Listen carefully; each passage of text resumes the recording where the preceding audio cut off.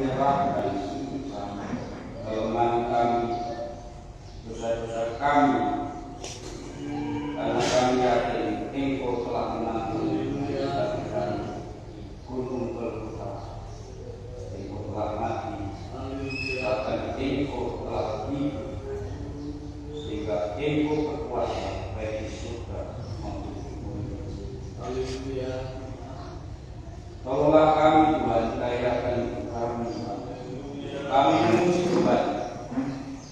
Jika ada setan iblis yang mau mengganggu kami, membuat kami tidak yakin, membuat kami tidak percaya akan kuasa Tuhan, kami bersatu, kami patahkan dalam nama Yesus. Haleluya, haleluya. Kiranya Tuhan berkati melayani kami semua. Tuhan Yesus, pakailah kami, baik kami sendiri, Engkau memberikan kursi umat-umat-Mu, hamba-Mu yang akan memberikan kehidupan. Persiapkan kami dengan sungguhan hati kami. Inilah doa kami Tuhan, kami alaskan dalam nama Tuhan. Kami berdoa. Amin. Amin. Ya Tuhan, kita akan menyanyi nomor nyanyi orang terdahulu.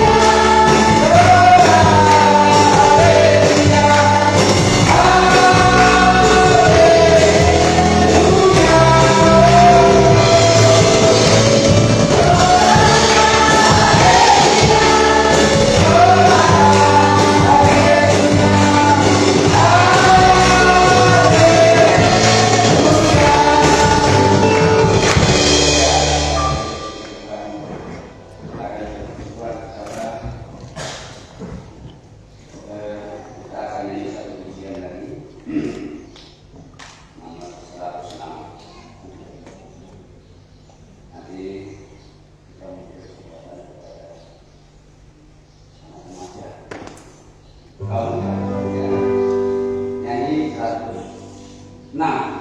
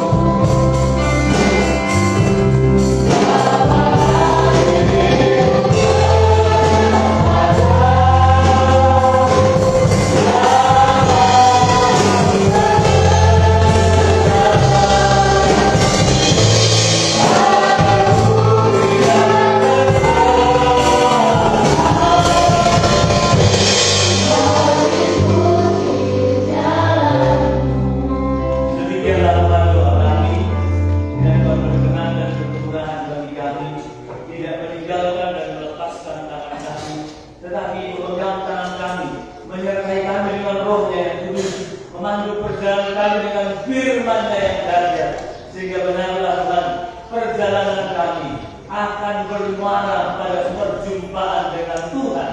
Di ujung jalan kami akan bertemu dengan Engkau Tuhan, di mana Tuhan akan mengaruniakan hidup yang kekal seperti yang Tuhan janjikan. Terima kasih untuk berkat Tuhan yang luar biasa. Selama kami memuji Tuhan, kami percaya Tuhan telah memberkati kami. Namun kami doa supaya lebih jauh lagi Tuhan berkati kami saat firman-Mu diberitakan. Kami percaya firman-Mu tidak pernah berubah. Firman-Mu sanggup mengerjakan perkara-perkara yang ajaib bagi kami, menyelesaikan persoalan kami, menyucikan kami, bahkan memperlengkapi kami untuk layak menjadi pewaris dari kerajaan surga. Urapi hamba-Mu, urapi firman-Mu, serta urapilah kami semua. Inilah doa kami, Bapak. Dalam nama Yesus kami sambut dengan firman-Mu siang hari ini. Haleluya. Amin. Dipersilakan kembali. Puji Tuhan, Bapak Ibu, sahabat izinkan kami kita sekalian shalom, dan juga menyampaikan selamat siang. Ya, juga situasi di gereja masih belum teratur, saudara ya. Masih ada tangganya, masih ada anggaran di sana, saudara ya. Berapa hari minggu kemarin tergerak balik ya, masih ada semua ya. Mudah-mudahan pada minggu ke depan ada yang bergerak, sehingga tangganya bisa keluar. Karena itu tangga itu dari kita sendiri. Beratnya bukan cuma biasa, tapi luar biasa. Saya coba geser, lumayan beratnya. Ya, tapi mungkin 2-3 orang bisa. Memang dimohon saya sampaikan juga kepada saudara yang bisa tolong karena mungkin di saudara hanya saudara yang berani bisa manjat ke atas itu. Jadi dimohon kesediaannya dari Bapak Ibu. Bapak-bapak saya, Bapak Ibu saya. Bagi bapak-bapak dan ibu kalau didorong yang bisa. Biasanya Bapak Ibu biar ibu tidak bisa manjat. Tapi selesai tidaknya itu biasanya jadi tukang ibu. Betul. Percaya kan tidak? Begitu ibu mulai dari rumah, dekat bapak-bapak berangkat. Ya toh? Betul. Orang-orang bilang kalau sebab itu di rumah lari, dekat berangkat. Ya, semoga juga ibu terbuka. Supaya menurut suaminya atau anaknya sudah diselesaikan, ya. Dan juga masih belum selesai juga. Jadi kita kerjanya ini kayak ya belum selesai betul. Catnya di dalam mungkin belum selesai juga. Di luar apa lagi? Banyak di luar. Tapi saya lihat kok panitia sudah berhenti kerja dan kita mungkin nunggu momentum mungkin. Momentum lagi. Di luar masih banyak juga. Termasuk desplaknya di atas belum, desplaknya juga belum. Ya, saya pikir ya kita kalau kita clearkan sekalian supaya jangan sampai nanti kita ucap lagi karet begini kuasa sudah kering atau karet begini catnya sudah kering gitu.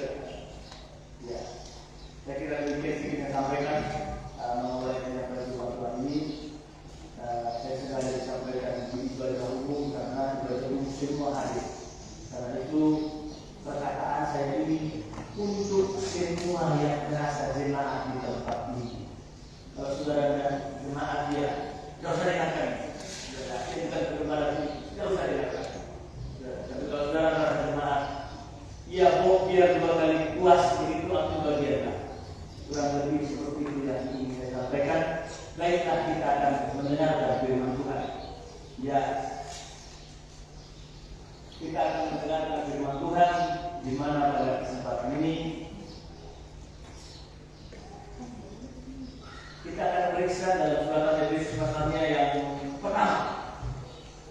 Saudara, kita telah memperingati hari kematian dan kebangkitan Tuhan, dan kalau kita mundur pada peristiwa sejarah yang pernah terjadi, maka kita masih berada pada tengah kebangkitan sebelum nanti saudara 40, dari 1 bulan lebih, ayat 40 barulah ada Alkitab berkata peristiwa kenaikan Tuhan Yesus. Setelah hari yang ke-40 dia naik, maka 10 hari setelah berjalan ke hari penantian Tuhan Roh Kudus. Itulah peristiwa sejarah, saudara. Walaupun kita tidak persis lagi memperingatnya demikian rupa karena peristiwa itu sudah terjadi, tetapi saya hanya ingin mengingatkan bahwa kita juga sedang berada dalam suasana kebangkitan, euforia kebangkitan, di mana saudara baru saja sedang dimanifestasikan kuasa Allah yang luar biasa, di mana Yesus dari orang mati dibangkitkan pada hari yang ketiga, dan kurang lebih 40 hari dia menampakkan diri kepada murid-muridnya. Mari Efesus pasal 1 ayatnya yang ke-19. Bapak Ibu kita akan bacakan sampai ayatnya yang ke-20. Efesus pasal 1 ayat 19 sampai ayat ke-20. Mari Bapak Ibu kita akan baca Tuhan yang ketiga. 1, 2, 3. Dan betapa hebat kuasanya bagi kita yang percaya sesuai dengan kekuatan kuasa yang dikerjakannya di dalam Kristus dengan membangkitkan dia dari antara orang mati dan mendudukkan dia di sebelah kanannya di surga.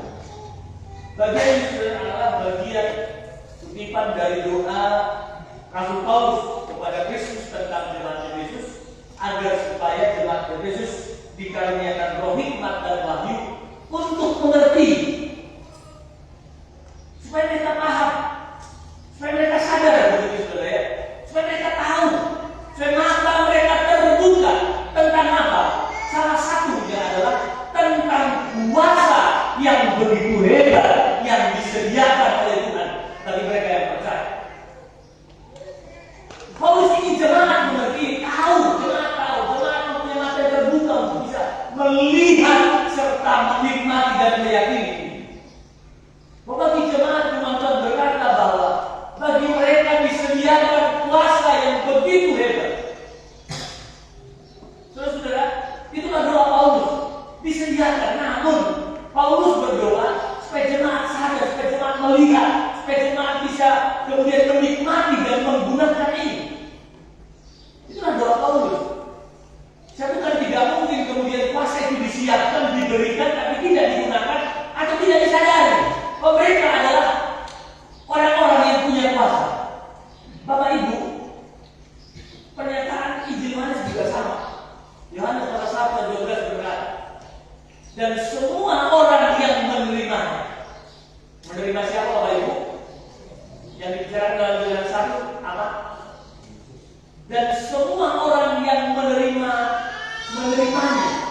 Di sana saudara dalam konteks menerima firman Tuhan. Kemudian kalau ditambahkan memang firman itu ada 14, firman yang menjadi manusia, yang lahir dari darah Maria, yang disebutkan dengan nama Yesus. Dan semua orang yang menerima Yesus, semua orang yang menerima firman-Nya, diberi apa Bapak Ibu? Yohanes 1:12 diberi kuasa. Kira-kira Bapak Ibu sudah menerima Yesus? Sudah menerima firman? Terima ya. Walaupun keras. Ya Bapak Ibu ya. Karena firman Tuhan kadang-kadang enggak, dia ini sebenarnya enggak monoton begitu sebenarnya. Kadang-kadang dia seperti orang main drum, main musik. Ada istilah main musik. Ada istilah main musik yang untuk memperindah lagu. Ada istilah digunakan, musik itu harus ada dinamikanya. Kalau saya lihat komen-komennya apa ya, orang-orang mengomentari apa bunyi-bunyinya idol itu. Katanya kalau nyanyi dia harus punya daya apa? Daya kejut begitu saudara ya. Kaget dia tinggi ya. Kadang-kadang juga ya kabarnya tidak terlalu tidak terlalu panas di telinga.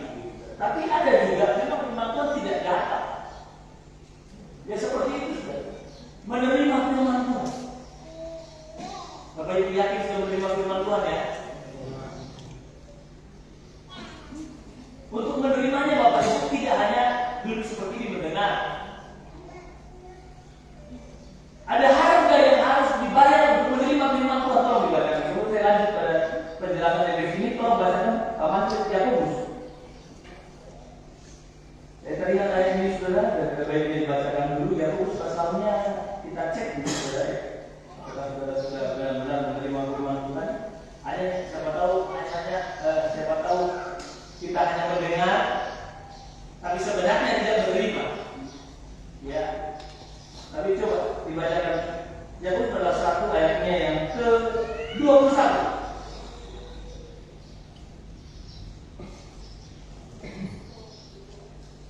Sebab itu buanglah segala sesuatu yang kotor dan kejahatan yang begitu banyak itu, dan terimalah dengan lemah lembut firman yang tertanam di dalam hatimu, yang berkuasa menyelamatkan jiwamu. Bapak Ibu, salah satu tindakan menerima firman Tuhan adalah bukan hanya mendengar, bukan hanya membaca firman Tuhan, tapi Alkitab berkata di sana dengan bertindak membuang segala yang jahat, segala yang kotor, segala hal-hal yang tidak berkenan kepada Tuhan, kita meninggalkannya. Dalam bahasa rohani bertobat, begitu saudara ya, meninggalkan hal yang jahat. Itu sama dengan menerima firman Tuhan. Tidak sedikit orang memahami menerima firman Tuhan hanya datang ke gereja duduk dengan firman Tuhan. Saya sudah tahu firman itu, saya sudah paham, saya sudah mengerti, bahkan mungkin saya bisa menguraikan firman Tuhan itu. Tapi saya mengatakan kepada saudara, selama kehidupan tidak bertobat, orang itu bukan tergolong orang-orang yang menerima firman Tuhan dan diberi kuasa. Perhatikan saudara, Yakobus juga menyinggung bahwa firman Tuhan itu berhubungan dengan kuasa. Bapak Ibu, tapi kita mundur lagi pada Yakobus tadi. Jadi, saudara, semua orang yang percaya atau Yohanes berkata yang menerima firman atau menerimanya diberinya kuasa. Bapak Ibu harus sadar, harus tahu. Ini adalah Paulus kepada jemaat ya guys, supaya mereka bisa melihat ada kuasa yang disediakan oleh Tuhan supaya mereka gunakan begitu ya. Asalkan mereka mau menerima Yesus, menerima firman-Nya. Ada satu lagi saudara, sebab memang dalam pelajaran tabernakel Yesus ini secara keseluruhan terkenal pada meja roti sajian. Meja roti sajian itu sendiri adalah alat. Nah, saya mau ngomong ini ada gambarnya. Ternyata gambarnya di belakang sana itu. Belum dipajang di belakang tabernakel Oliver. Kenapa belum dipajang? Kembali ke listnya belum dicat. Jadi saya mau pajang sedikit nanti dibongkar lah. Ya. Nah, kita kembali ke firman tadi ya. Nanti rekor belakang nanti. Ya.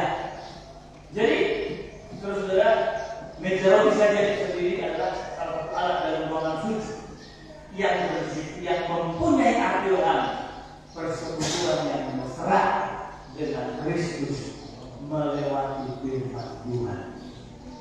Intinya Bapak Ibu, kalau saudara mesra dengan firman Tuhan, kalau saudara harmonis dengan firman Tuhan, maka saudara pasti memiliki kuasa. Kita hubungkan dengan pembahasannya yang pertama 16. Injil itu, firman itu kekuatan Allah. Jadi dia juga berkata katakan saudara, kalau mempunyai firman di dalam diri kita, bejana yang dari kanan dia itu, maka kita mempunyai kekuatan yang berlimpah-limpah. Luar biasa saja. Jadi saudara menerimanya, percaya kepadanya, maksudnya percaya kepada firman, menerima firman, diberi kuasa. Menerima Yesus diberi kuasa. Satu lagi,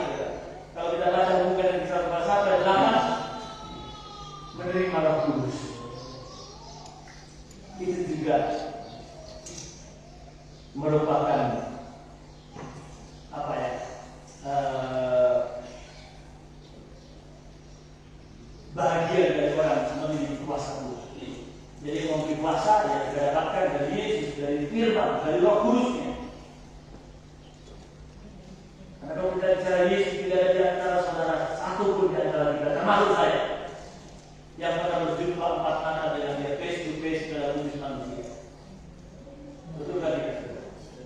Yang kita jumpai adalah firman. Yang kita terima adalah firman. Yang kita jumpai dan rasakan kehadiran adalah Roh Kudus. Yang kita terima adalah Roh Kudus. Itulah pribadi Tuhan, pemberi kuasa. Sudah pasti kalau kita berhubungan baik dengan Roh Kudus dan dengan firman, saudara diberi kuasa, saudara punya kuasa. Nah, sekarang kita lanjut Bapak Ibu ya. Kuasa menjadi sangat penting. Nah, saya lupa. Saya belum buka catatannya. Baru sudah bersengaja. Tapi kalau buka catatan, saya sendiri bisa berjawab lagi. Amin ya Bapak Ibu ya. Amin ya sudah tidak semua. Pak Bruto itu tidak aman. Saya curiga lupa sarapan tadi. Ya, itulah. Jadi saudara, kita lihat ya. Mudah-mudahan tidak salah itu saudara ya.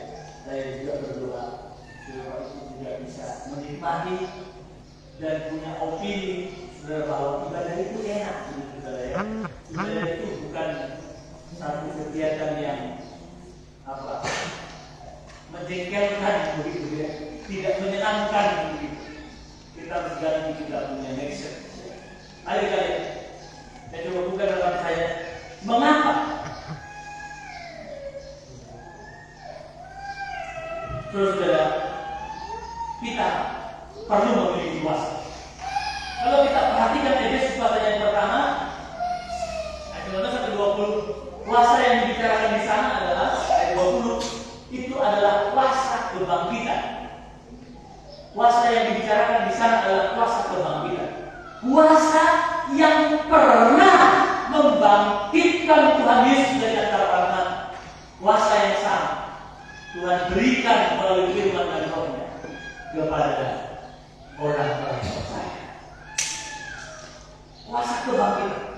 Karena itu Paulus berkata begini, saudara. Dia ingin tidak hanya mengenal Tuhan Yesus, tapi dia juga ingin mengenal kuasa kebangkitan. Mari tolong dibacakan. Filipi pasal yang ketiga, Filipi pasal 3:10.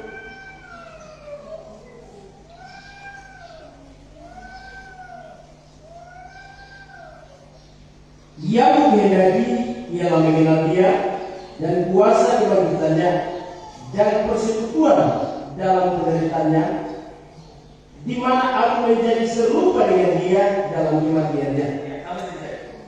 Paulus berkata, yang ku kehendaki, yang ku inginkan adalah mengenal Dia. Dia di sana adalah menuju kepada Tuhan Yesus, mengenal Tuhan Yesus. Tapi tidak berhenti hanya mengenal Tuhan Yesus. Paulus memandang bahwa perlu juga mengenal kuasa kebangkitan, atau perlu juga mengenali kuasa yang diberikannya kepada kita. Saya berharap Bapak Ibu kita tidak stop hanya mengenal Dia. Ada Bapak Ibu ya. Paulus berkata, yang kehendaki adalah mengenal Dia.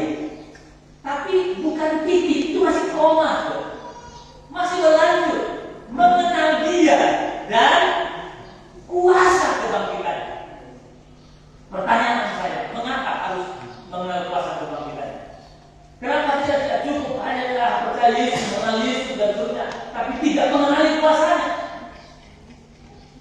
Bapak Ibu, sebenarnya kalau kita bicara tentang Yesus, baik Yesus dalam firman maupun Roh Kudus, itu memang tidak bisa dilepaskan dari kuasa. Karena itu mengenal Yesus yang benar, berarti kita juga harus mengenal kuasa. Kenapa harus kuasa? Mari tolong dibacakan 1 Korintus pasal 4. 1 Korintus pasal 4 tolong dibacakan ayatnya yang ya, 1 Korintus 4 ayat 20.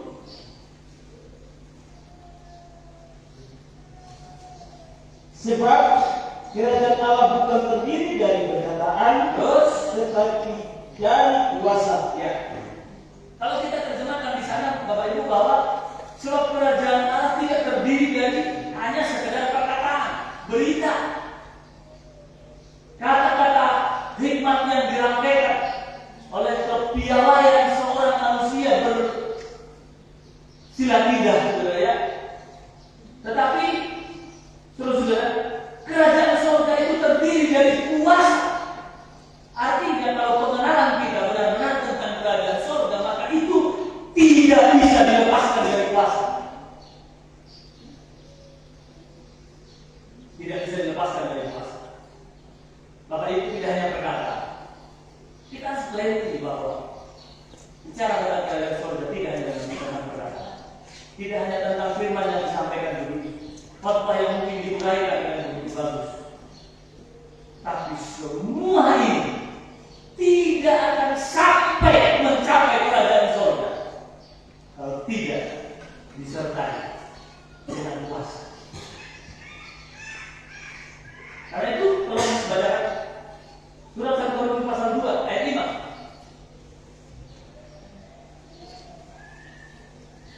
Saya memang berat kalau Ibu bawa catatan karena saya sempat kali ini sudah. Kalau Ibu bisa mencatat dan saya bisa baca dari rumah sudah. Karena kalau Ibu hanya mendengarkan sekilas, saya yakin pasti banyak yang lewat. Hanya dia masuk kanan lewat kiri, tidak mampir dia. Apalagi Bapak Ibu sudah agak berusia, saudara, maka saya yakin pasti sudah lupa. Jangankan yang usia, yang muda-muda sekarang gampang lupa. Gara-gara tunggu super ini. Ya, atau mungkin ya apalah yang di luar sana yang membuat memorinya anak-anak muda juga mulai banyak yang terganggu. Saya lanjut, saudara, kita lihat apa yang dikatakan firman Tuhan 1 Korintus 2 ayat 5. Supaya iman kamu jangan terganggu pada hikmat manusia. Ulangi. Supaya iman kamu jangan bergantung pada hikmat manusia, Terus, tetapi pada kekuatan Allah. nah ini, supaya iman kamu tidak bergantung pada hikmat manusia. Hikmat manusia yang bisa, saudara, dengan kata-kata yang kaya, perbendaharaan yang mumpuni, saudara, dia bisa menjodohkan ayat manapun dengan ayat yang lain. Bapak Ibu, firman Tuhan berkata, iman kita tidak boleh tergantung pada hikmat manusia, tetapi iman kita harus bergantung pada kuasa. Orang-orang percaya harus dekat dengan kuasa Allah, harus memiliki kuasa Allah, harus mengenal kuasa Allah. Dan kalau kita lihat kejadian dalam kitab Wahyu, Bapak Ibu, nanti kalau sudah tidak mengenal kuasa Allah, nanti kita akan melihat dalam kitab Wahyu, mungkin tidak sempat sudah dicatat di sana, bisa baca bahwa penyesat pun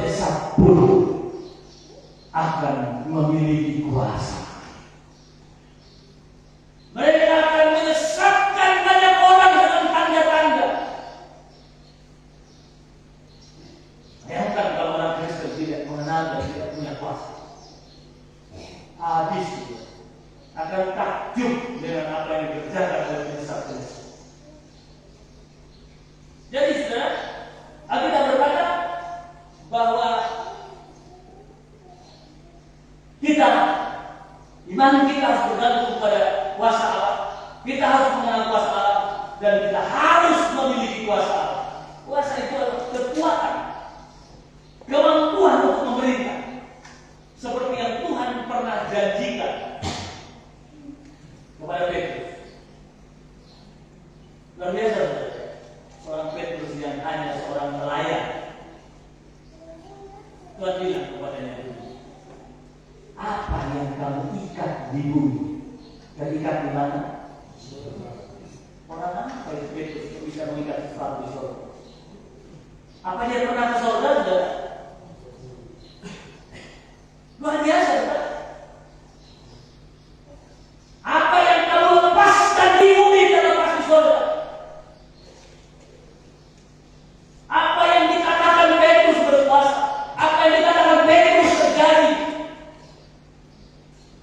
Dan itu luar biasa.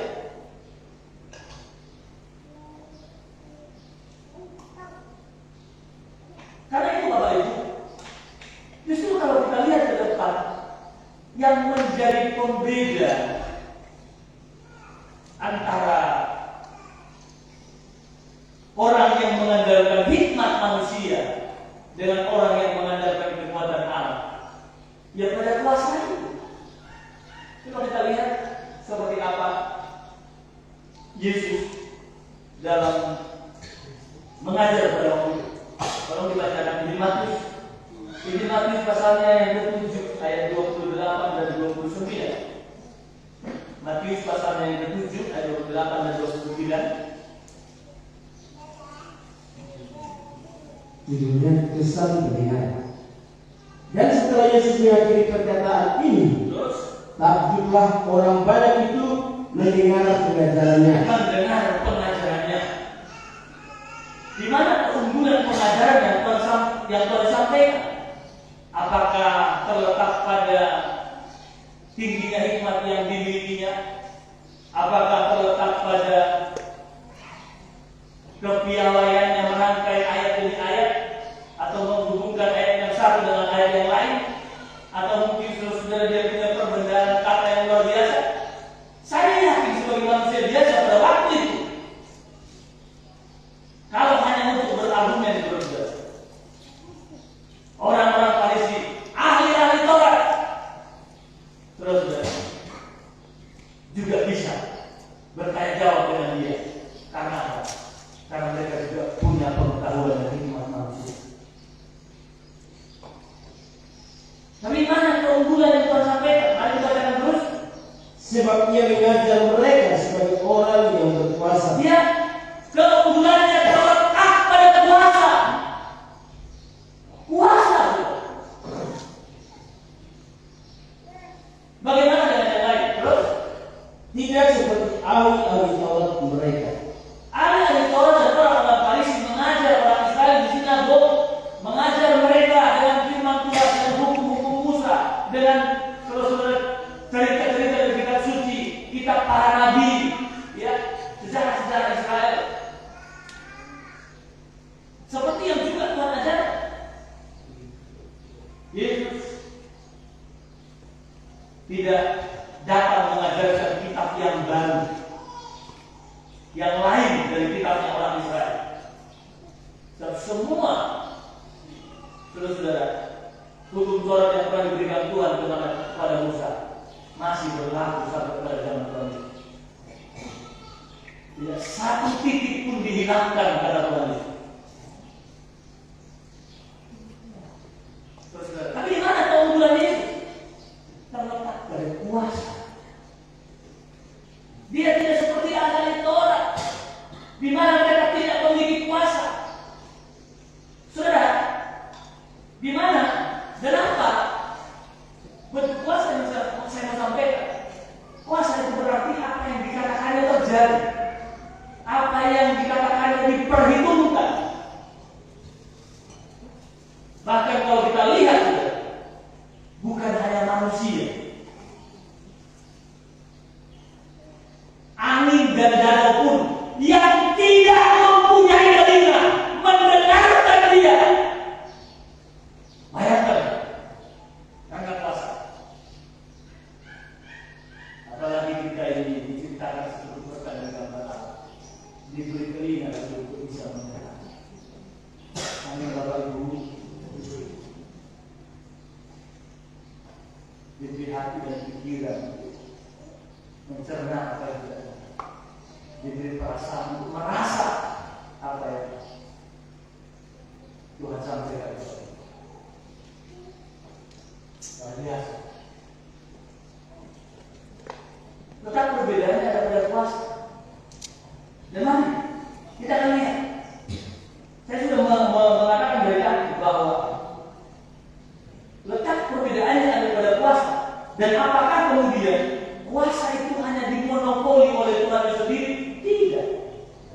Sudah jelas dari kita lihat di ayat 1 ayat 12, semua orang yang menerimanya diberi kuasa yang sama. Efesus berkata, diberi kuasa seperti kuasa kebangkitan kuasa yang sama diberi kepada orang percaya. Itu saja Paulus berkata, betapa hebatnya kuasa yang disediakan bagi kita. Luar biasa.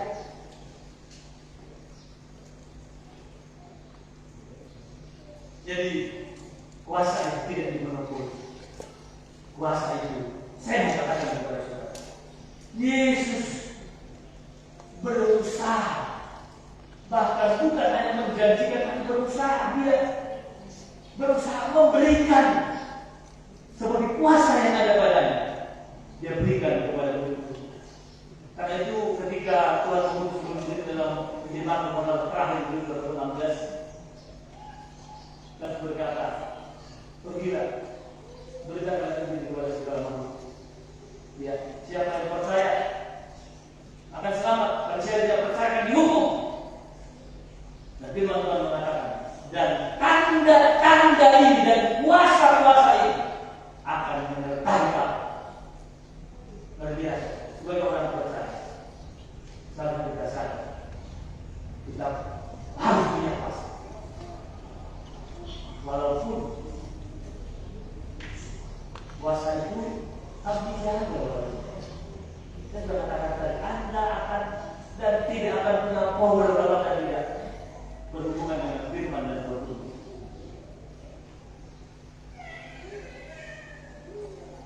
Anda jarang baca firman Tuhan, kuasanya dari mana? Anda tidak mengalami Roh Kudus, kuasanya dari mana? Tapi percaya.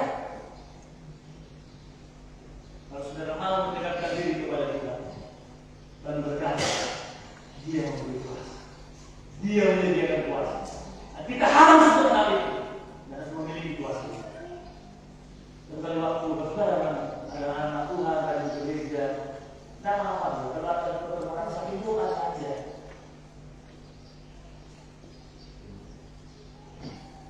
Ya, saudara punya anggota keluarga yang sama, berdoa. Kalau saudara tidak akuah, apalagi secara seorang pelayan, tidak apa. Hanya ini juga perlu di garis bawah. Saudara bisa berdoa, saudara bisa melakukan pelayanan dan menjadi berkat di masa depan. Saudara juga punya kuasa. Tapi hal-hal yang berhubungan dengan sakramen dan hal-hal yang berhubungan dengan menyangkut pergaulan harus dikomunikasikan dulu. Jangan nanti mau bilang kalau saya berdoa, langsung tak selesai. Nanti ada orang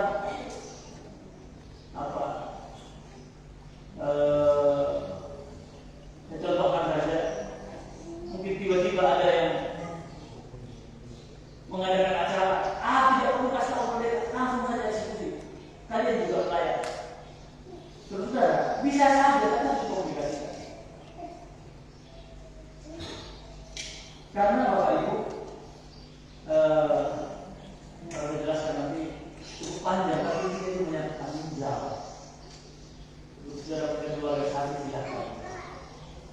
Nah, kita juga punya kuasa. Tetapi jangan lupa, kita bicara tentang penggembalaan. Di sana ada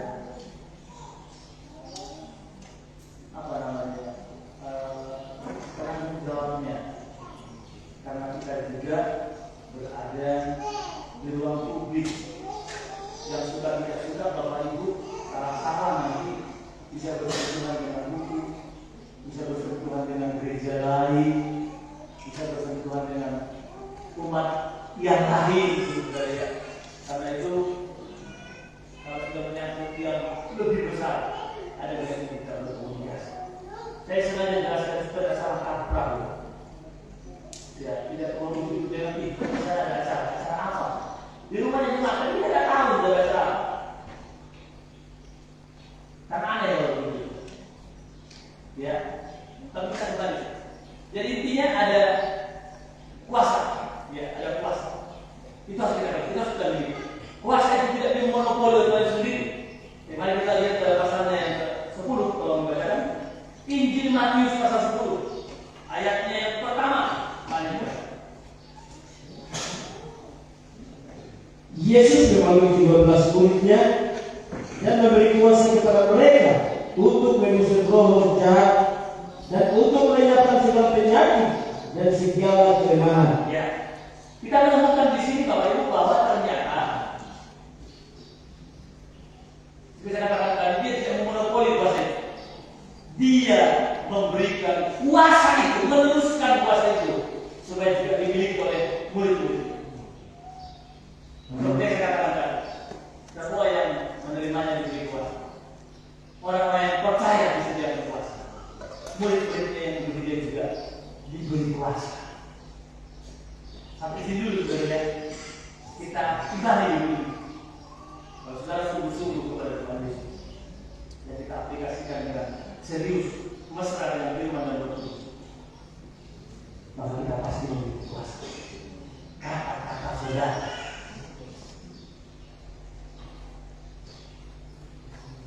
berkuasa. Jadi kenapa bicara? Tiba-tiba kita bilang atau akan bunyi saja. Bayangkan kalau akan bunyi itu berkuasa, maka repot. Ya. Jadi kalau kita ngomong ke orang lain atau ke anak kita, ke anggota keluarga kita, kalau sini mungkin tidak ada yang suka dengan bicara yang kotor, saudara. Tapi kadang-kadang kata-kata saya juga sehingga terusah sedemikian dua orang tua. Saya berkata kepada anak, bodoh sekali kau. Bayangkan kalau kata-kata yang berkuasa, maka anak kita adalah anak yang bodoh. Ya dong?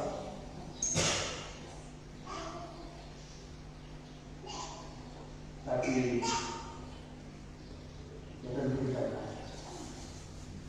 Kalau kata-kata itu adalah berkuasa, maka katakanlah hal yang baik. Maka itu juga sekaligus menjadi iman kita tentang anak.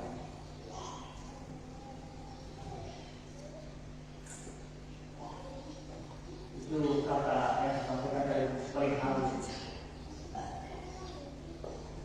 Tapi tidak, kita tidak berubah. Kalau kita ada orang yang berkuasa ya, dengan anak kita tadi percaya. Anak saya berkuasa. Tuhan bisa bikin pintar, saudara. Ya kan begitu saja kan.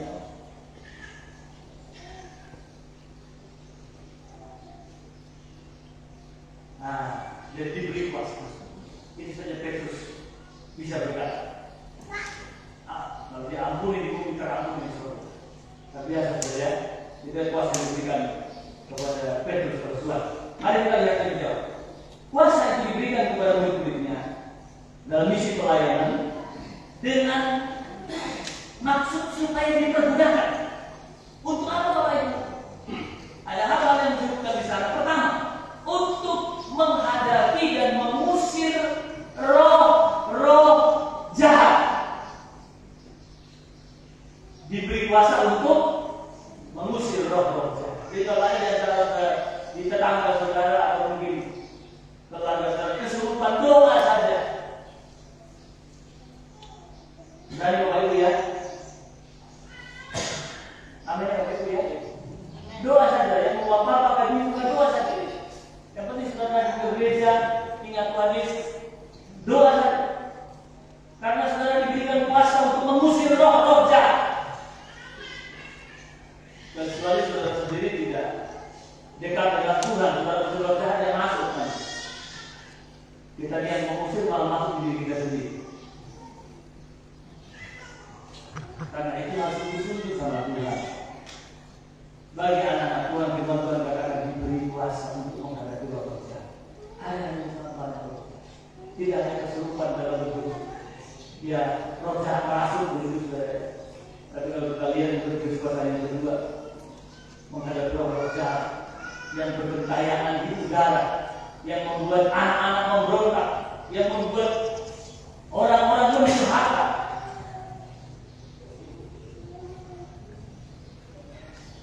Ya, saudara, itu terjadi kalau dihadapi oleh gereja. Itu harus dihadapi oleh penggembala. Untuk menghadapi yang kedua, untuk melenyapkan segala penyakit. Saya tahu tidak ada roh jahat yang sangat mengganggu.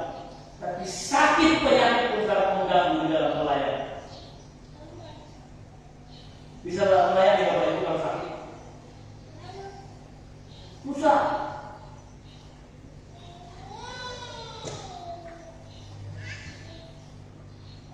Kan kita doa, kita minta kepada Tuhan supaya pelayan kita tidak terlalu banyak terganggu dengan sakit penyakit ini. Itu sebabnya kita butuh kuasa. Saya tidak bisa menjabarkan baik penyakit apapun. Tidak ada yang lebih tinggi dari kuasa dari Tuhan. Jadi diberi kuasa untuk menyakiti atau menghadapi sakit penyakit. Dan yang terakhir Bapak Ibu, menghadapi apa? Menghadapi segala kelemahan. Jangan dikit-dikit sudah lemah imannya. Grimis sedikit tidak ke gereja, sakit kepala sedikit tidak ke gereja. Ya,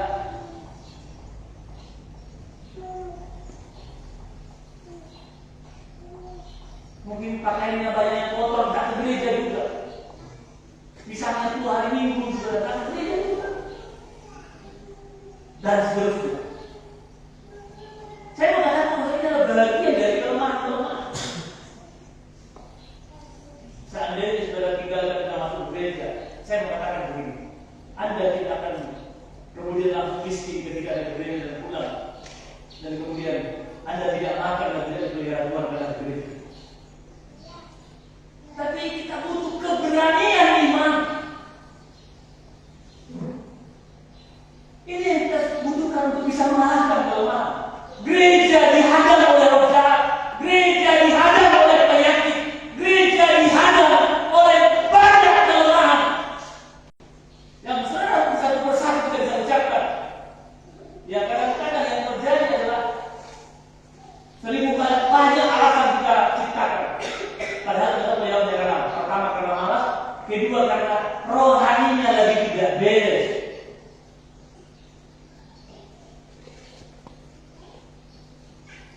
Tapi itulah yang kemudian Tuhan inginkan supaya murid-muridnya bertobat. Terus saudara ya, menghadapi hal serta Anda tahu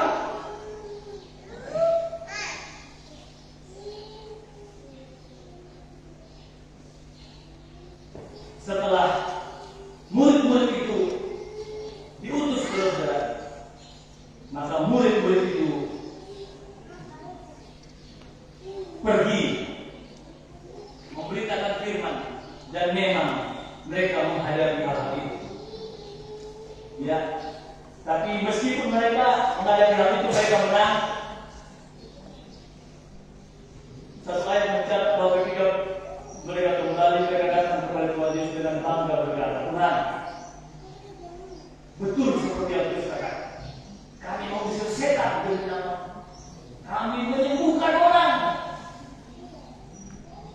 Tapi Tuhan bilang, jangan bangga kalau kamu sudah bisa menang melawan setan, melawan kelemahan dan melawan penyakit. Tapi senanglah kalau namamu tertulis terdaftar dalam buku kehidupan, terdaftar di surga. Amin Bapak Ibu. Kalau kalian menang, punya kuasa dan menang menghadapi si jahat, Anda tidak bisa baca dalam kitab ini. Bukankah kami menyelesaikan demi namamu? Bukankah kami mengadakan mujizat demi namamu juga? Bukankah kami apalagi bernubuat? Bapak Ibu, tapi bagaimana kita sampai pada level itu? Sedangkan kita masih berputar pada kelemahan, pada sakit penyakit, pada gangguan tertentu. Mari saudara, saya mau katakan kepada saudara, terimalah kuasa Tuhan. Jadilah pemenang-pemenang. Dan firman Tuhan berkata, karena dia tidak bisa menjadi orang-orang yang lebih dari para pemenang. Tuhan memberkati kita sekalian. Inilah bagian firman Tuhan dapat sampai kepada saudara manusia.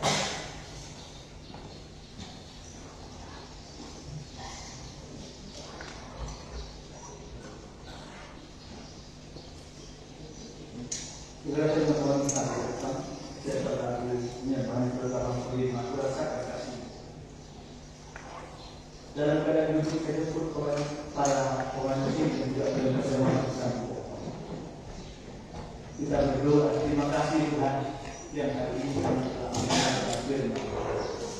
Satu ungkapan pernyataan yang luar biasa dari Tuhan bahwa orang yang percaya dan ditebus oleh darah sehingga kami layak menerima firman dan roh-Mu.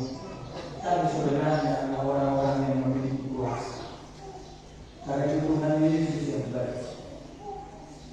Berdoa Paulus pada firman Efesus. Sampai kita berdoa kepada umat yang hadir pada kesempatan ini. Berilah roh itu pada kami. Mata hati yang terbuka bisa melihat betapa hebat kuasa yang disediakan Tuhan bagi kami. Sehingga kami tidak takut dengan kelemahan, dengan penyakit, dengan apapun yang menghadap kami dalam pengabdian pelayanan penghidupan kami. Kuasa membuat kami menjadi anak Tuhan yang tangguh, menjadi anak-anak Tuhan yang berkemenangan. Tuhan telah membuat kami semua. Berikan mata kami sadar dan insafkan kami. Mengenai bekerja dengan ajar. Hari ini segera kami menikmati perjalanan suci. Dan kami semua boleh merasakan kasih-Mu, merasakan kuasa-Mu. Sebenarnya kami tidak layak, Pak. Katanya kami kalah dengan kelemahan, kalah dengan pekerjaan manusia. Kami kembali dalam kekalahan kami pandang korban-Mu. Dalam kelemahan kami pandang salib-Mu. Yang kami imani adalah kekuatan Allah yang surga. Terima kasih Tuhan, bayangkan kami semua menikmati tubuh dan darah. Yang para mempelajari mereka, pakai mereka, urangi mereka. Agar mereka juga boleh menaikkan ucapan syukur dan penyembahan kepada-Mu. Inilah doa kami kami sanggup tubuh dan darah di dalam nama Tuhan Yesus kami bersyukur. Haleluya. Amin. Saya akan ujian. Saya berdoa kembali.